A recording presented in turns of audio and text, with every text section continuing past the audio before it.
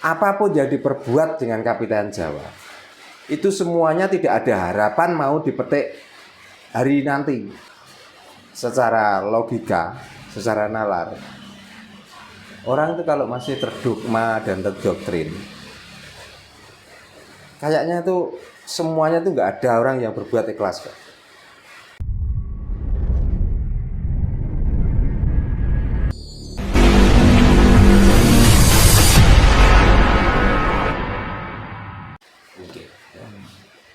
Tadi saya ngobrol dengan Pak Bayan, Pak Jalan sendiri. Agama kita kan ada 5, Pak ya. Dan yang paling banyak pecah itu kan Islam. Nah, saya berpikir sama Pak Bayan, berarti dengan melihat pecahnya Islam, berarti agamanya kan juga cabarannya besar, Pak ya. Kenapa Pak pecah berapa sampai lebih dari 70, Pak? Nah, sedangkan agama yang lain kan cuma 1. Nah, sebenarnya Islam itu sendiri seperti apa sih Pak terus sampai pecah, Pak? Ya karena kebanyakan orang yang memeluk agama Islam itu dia tidak mendapatkan kepuasan dari agama itu, sehingga dia membuat aliran sendiri, membuat cara sendiri untuk bisa memenuhi kepuasan hatinya itu. Masalahnya begini, kalau memang itu benar-benar agama yang paling sempurna dan agama yang paling bagus, mungkin Islam ya satu itu. Tapi kenapa? Dan kenyataannya di Nusantara ini Islam ini macam-macam. Ada NU, ada Muhammadiyah, ada Darul Hadis, ada LDII, ada Lemkari, macam-macam lah. Nah itu kan buktinya bahwa sebenarnya orang yang sudah mempelajari agama itu, begitu dia sudah mentok dengan ilmu apa saja yang dipelajari, tapi dia tidak menemukan kebenaran, akhirnya kan membenarkan dirinya sendiri. Oh berarti kalau begitu dengan cara ini loh mungkin yang benar. Akhirnya ngajak orang lain. Setelah ngajak orang lain, dia mempunyai organisasi, mendirikanlah organisasi. Karena Islam itu sumbernya cuma satu, la ilaha illallah Muhammad Rasulullah. Tuhannya sama Allahnya, Muhammad nabinya sama. Tapi kenyataannya,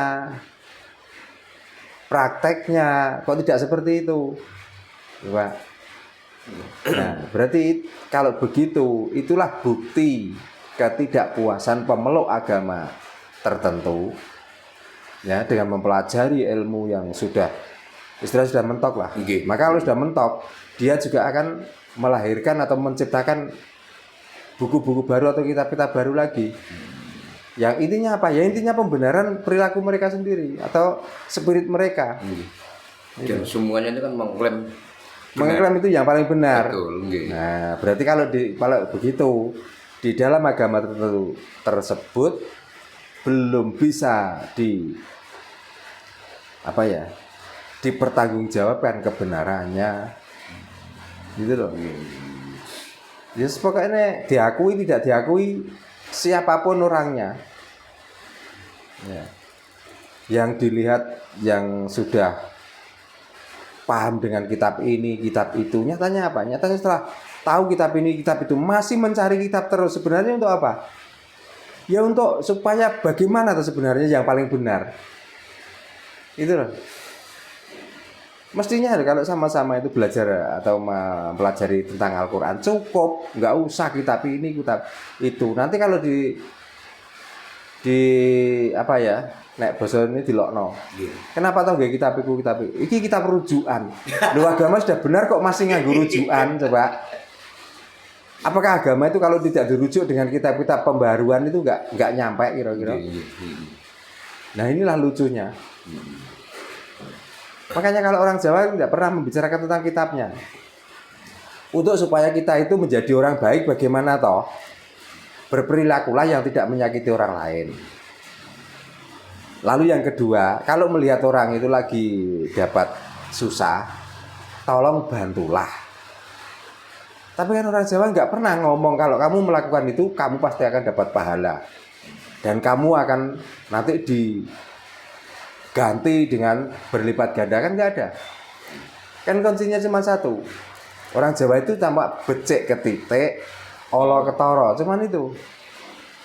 Terus di samping itu, apapun yang diperbuat dengan Kapiten Jawa, itu semuanya tidak ada harapan mau dipetik hari nanti.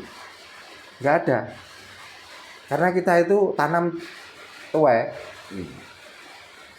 Jadi apa yang kita tanam, ya itulah yang kita panen. Jadi nggak usah nunggu besok setelah mati, nggak usah. Kalaupun nanti kita yang tidak bisa menuai atau yang bisa memetik, nanti anak cucu baru. Kan anak cucu bukan untuk diri kita sendiri nanti. Kalau kita itu masih berprasangka dan berpedoman bahwa kita sekarang berbuat baik, nanti hasilnya akan kita ambil belakangan setelah mati. Ya. Berarti kita tuh melakukan baik, tidak pernah mempunyai rasa ikhlas. Karena apa? Mau melakukan kebaikan karena di belakang hari ada harapan untuk memanen. Jadi kalau dilihat secara logika, secara nalar, orang itu kalau masih terdogma dan terdoktrin, kayaknya tuh semuanya tuh nggak ada orang yang berbuat ikhlas. Karena setiap melakukan kebaikan pasti harapannya nanti akan kita nikmati. Loh, kenapa harus nanti? Gitu loh. Walaupun nanti kita nggak memanen, seandainya sekarang kita bisa berbuat baik, kenapa tidak melakukan? Gitu loh.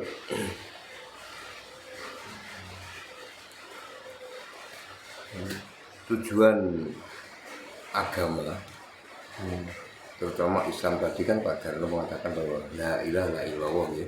Yeah. Ini ada juga yang saya anggap sedikit menarik Pak ini.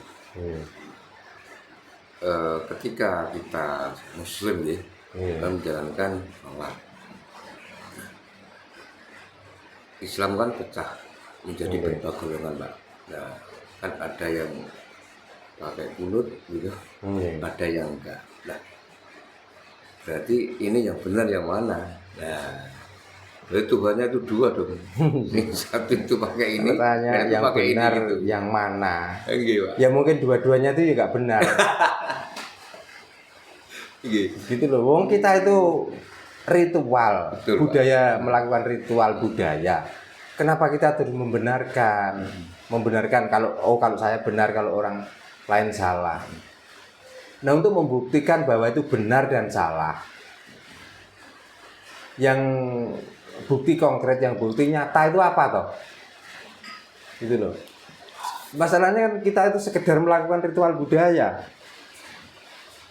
Wong terlepas apakah benar Tuhan itu menghendaki seperti itu atau enggak, itu kita juga enggak tahu. Masih sama semua ya. Kita itu cuman apa ya, ngarang. Kita itu cuman menduga-duga, menebak-nebak. Mungkin dengan cara seperti inilah Tuhan itu suka. Atau mungkin dengan cara seperti inilah Tuhan itu menerima ibadah saya. Kan gitu. Nah, apakah Tuhan itu butuh tuh orang ibadah? Ibadah bahasa Arab itu artinya mengabdi. Abdun. Abdun itu mengabdi.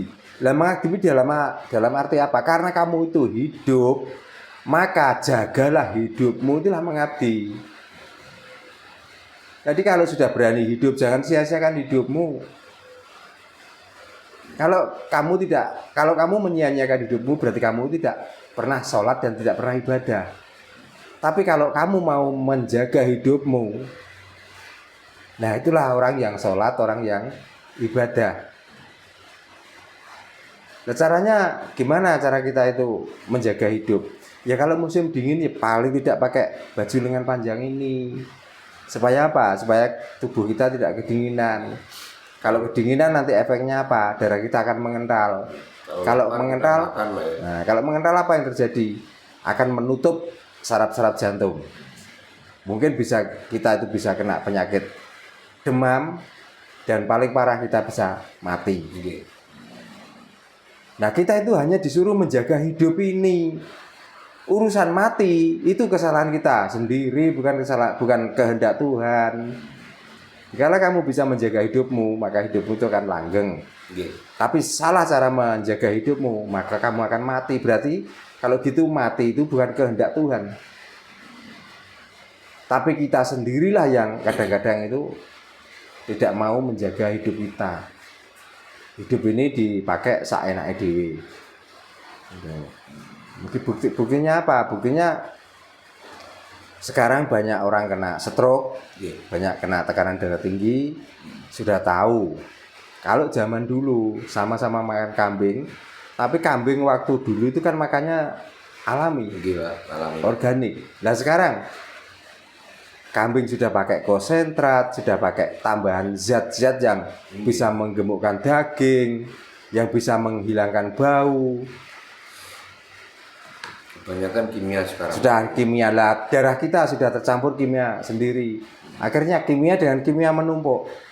Nah berarti kan yang menyebabkan orang itu umurnya pendek, berarti kan kesalahan kita sendiri. Kenapa kita nggak pernah sadar? Kita ini sudah penuh dengan kimia. Tapi kalau makan tidak peduli. Ini mau kimia mau enggak, yang penting di lidah enak, dimakan. Nah, nanti kalau sudah kena musibah, siapa yang disalahkan? Tuhan lagi. Kita lagi diuji. Lu Tuhan kok nguji? Untungnya apa? Tuhan itu menguji makhluknya, itu untungnya apa? Kan kita itu sudah diberikan hidup, sudah kelolalah hidupmu dengan baik. Karena Tuhan sudah tidak bertanggung jawab dengan hidupmu. Ya kita masing-masing inilah yang harus menjaga hidup kita masing-masing. Nah itulah namanya mengabdi, ibadah. Itulah namanya orang yang sudah sholat, sudah mengerjakan kewajibannya, dan menjaga tentang kewajiban hidup itu. Makanya inna sholati diteruskan dengan wa nusuki wa mahyaya wa mamati lillahi rabbil alamin.